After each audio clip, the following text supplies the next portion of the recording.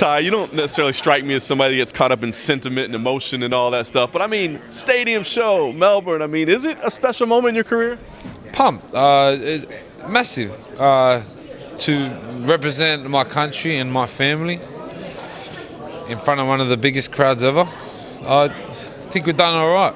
Yeah, no doubt. Did you attend the last one here? I did, but I don't know if I was in any shape or form to to be in the cage, that's for sure. Did you vision then that, like, hey, I could do this, or did it even seem like it was ever possible?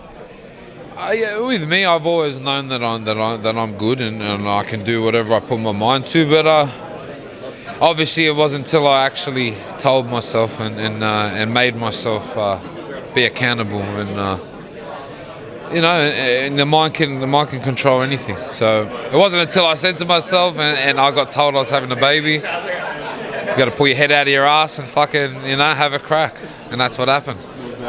Let's talk about it. I mean, your career is still on the rise. I mean, I think you're one of the most popular fighters, but you've had these setbacks. What's the emotion like to have to deal with these losses when you weren't used to it? Man, it is what it is. As a man, I've suffered many losses in life outside of fighting, and I think that's made me adapt to life better than others, and I can handle things better than others. And man, I've lost to two fucking champions, man. No one can say shit. Anyone can say, if you're fucking sitting on your couch talking shit, suck it from the back. I don't give a shit, you know what I mean? Like, I've fucking lost to two champions, they ain't no slouches, and it is what it is. I'm also 26 years old. Did it light a fire in you at all, though? I mean, does it make you mad where you're like, oh? You don't compete to lose. You do not compete to lose. And if you do, get the fuck out of here, you know what I mean? But I lost. It is what it is. That, like, what people want you to do? Fucking sit around and fucking cry? Nah, I ain't like that. I lost.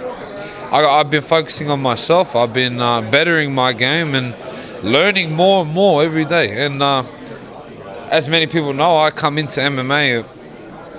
I don't have no background in martial arts, man. I've got background in exchanging hands. And every day I'm learning more, and every day I'm falling in love with the sport more and more. John Anik mentioned at the weigh-ins yesterday that you were looking lean, looking good. I mean, is that a big part of the regimen right now?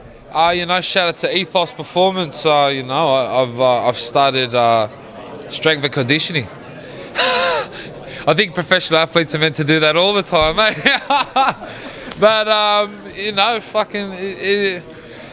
like I said, I come into this sport with a different type of skill set, and I'm learning more and more each day, and I feel like I'm getting stronger, fitter. Man, I'm 26. I got a long way to go, and I adapt. I'm good at learning. Talk about this matchup with Sergey. I mean, he's relatively new to the UFC. Didn't go his way the first time. He's a big guy, though, man. As you stood up there at the face-off, he's a large man. What do you think about the fight?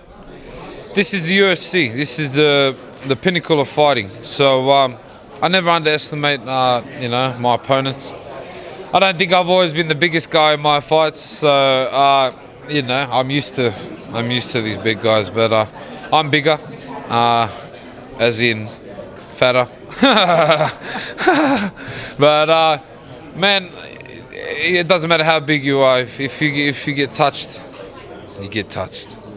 It's funny, the UFC opening video, the Bob O'Reilly video, the famous video, you're in there drinking a shoey, and it's part. But I wonder, like, is that enough for you to be the shoey guy and be that part of UFC history, or do you feel like you want your legacy to be something else at some point? It is what it is. If I drink out of shoes, I drink out of shoes. I do that for fun. But my fighting also speaks for itself. I've headlined the card. I fought for 1 year. I think I'm doing all right, losing is losing. It's not going to hold me down. I don't give a fuck. Like, okay, if I lose 10 in a row, then fuck, give it up. You know what I mean? But like I said, I've been focusing on myself, and I think it's going to be a hard time for Spivak. ideal scenario on Sunday morning? You go in there and do something quick and violent, or do you want to put on a battle and bring this crowd to the feet, do something, you know, back and forth? What happens? Ideal, go out, touch his skin, he goes to sleep, and we get pissed. Simple as that. Bob's your uncle.